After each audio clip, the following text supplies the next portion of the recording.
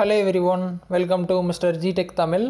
இன்னைக்கு நம்ம இந்த வீடியோல என்ன பார்க்கறோம்னு பாத்தீங்கன்னா நம்ம IRCTC ஆப்ல வந்து நீங்க வந்து ஒரு ட்ரெயின் டிக்கெட் வந்து புக் பண்ணிருக்கீங்க அப்படினு வெச்சுக்கலாம் சரியா. அந்த ட்ரெயின் டிக்கெட் புக் பண்ணிட்டீங்க நீங்க டைரக்டா பேமெண்ட் பண்ணதுக்கு அப்புறம் டிக்கெட்டை வந்து டவுன்லோட் பண்ணல அப்படினா எப்படி மறுபடியும் வந்து IRCTC ஆப்ல போய்ட்டு உங்களோட டிக்கெட் எப்படி டவுன்லோட் பண்றது அப்படினு சொல்லி தான் பார்க்கறோம் சரிங்களா. சோ நீங்க ஆப் ஓபன் பண்ணா இந்த மாதிரி தான் ஹோம் பேஜ்ல இருப்பீங்க. உங்களோட டிக்கெட்டை டவுன்லோட் பண்ணனும் அப்படினா டைரக்டா மேலே பாருங்க ட்ரெயின் அப்படிங்கற ஃபர்ஸ்ட் ஆப்ஷனுக்குள்ள போங்க.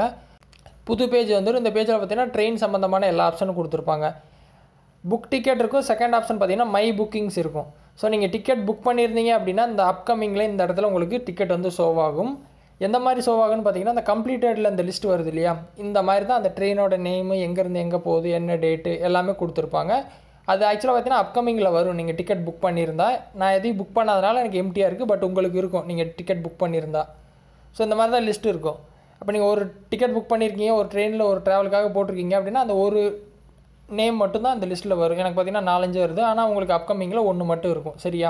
நீங்கள் புக் பண்ண ட்ராவல் உங்களுக்கு தெரியும் இல்லையா, எங்கேருந்து எங்கே போகிறீங்க, என்ன டேட்டுன்னு. அது ஜஸ்ட் இப்படி கிளிக் பண்ணிங்க அப்படின்னா இந்த மாதிரி பேஜ் வந்துடும். இதான் டிக்கெட் டீட்டெயில்ஸு.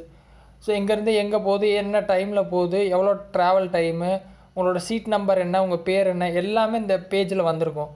இந்த டிக்கெட் பார்த்தீங்கன்னா நீங்கள் ஸ்க்ரீன்ஷாட்டும் எடுத்துக்கலாம். இல்லை அப்படின்னா மேலே பாருங்கள் ஷேர் பண்ணுறதுக்கு ஆப்ஷன் இருக்குது, ஃபோட்டோவை டவுன்லோட் பண்ணுறதுக்கு ஆப்ஷன் இருக்குது, பிடிஎஃப்னு இருக்கும், அது வந்து பிடிஎஃபாக டவுன்லோட் பண்ணுறதுக்கும் ஆப்ஷன் இருக்குது.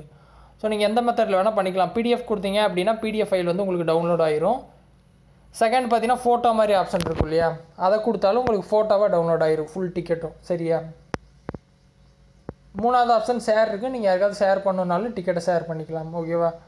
ஸோ இந்த மாதிரி பார்த்தீங்கன்னா ஈஸியாக உங்களோட டிக்கெட்டை வந்து இந்த பேஜில் நீங்கள் டவுன்லோட் பண்ணிக்கலாம் ஓகேவா. பார்த்தீங்கன்னா நான் ஃபோட்டோவாக டவுன்லோட் பண்ணிட்டேன். ஷேர் பண்ணணும் அப்படின்னா ஷேரை கிளிக் பண்ணி யாருக்கு வேணால் ஷேர் பண்ணிக்கலாம். ஸோ இந்த மாதிரி தான் பார்த்தீங்கன்னா உங்கள் டிக்கெட்டை வந்துட்டு நீங்கள் டவுன்லோட் பண்ணணும் இந்த ஆப்பில் இருந்துட்டு ஓகேவா.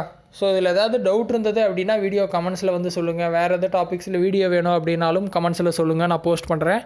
ஃபஸ்ட் டைம் சேனல் வந்தால் சப்ஸ்கிரைப் பண்ணி சப்போர்ட் பண்ணுங்கள். இன்னொரு யூஸ்ஃபுல்லான வீடியோவில் உங்களை நாளைக்கு சந்திக்கிறேன். நன்றி, வணக்கம்.